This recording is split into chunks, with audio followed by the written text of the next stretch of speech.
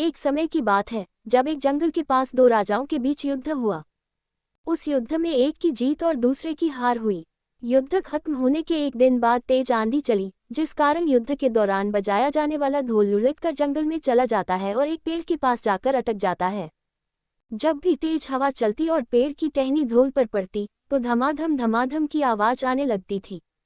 उसी जंगल में एक सियार खाने की तलाश में इधर उधर भटक रहा था और अचानक उसकी नज़र गाजर खा रहे खरगोश पर पड़ती है। सियार उसे शिकार बनाने के लिए सावधानी से आगे बढ़ता है। जब वह खरगोश पर झपटा मारता है तो खरगोश उसके मुंह में गाजर को फंसाकर भाग जाता है। किसी तरह से सियार गाजर को मुंह से बाहर निकालकर आगे बढ़ता है तो उसे ढोल की तेज आवाज सुनाई देती है। वह ढोल की आवाज़ सुनकर घबरा जाता है और सोचने लगता है कि उसने पहले कभी किसी जानवर की ऐसी आवाज़ नहीं सुनी। जहाँ से ढोल की आवाज़ आ रही थी, सियार उस उड़ जाता है और यह जानने की कोशिश करता है कि जानवर उड़ने वाला है या चलने वाला। फिर वह ढोल के पास जाता है और उस पर हमला करने के लिए कूदता है तो धम की आवाज़ आती है, जिसे सुनकर सियार छलांग लगाकर उतर जाता है और पेड़ के पीछे छुपकर देखने लगता है।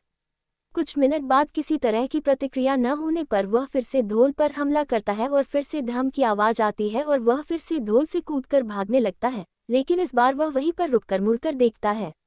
ढोल में किसी भी तरह की हलचल न होने पर वह समझ जाता है कि यह कोई जानवर नहीं है।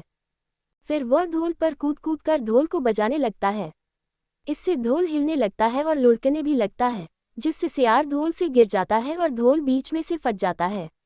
ढोल के फटने पर उसमें से विभिन्न तरह के स्वादिष्ट भोजन निकलते हैं, जिसे खाकर सियार अपनी भूख को शांत करता है।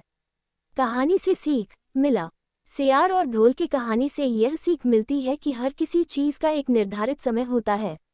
जो हमें चाहिए होता है वो हमें तय समय पर मिल ही जाता है।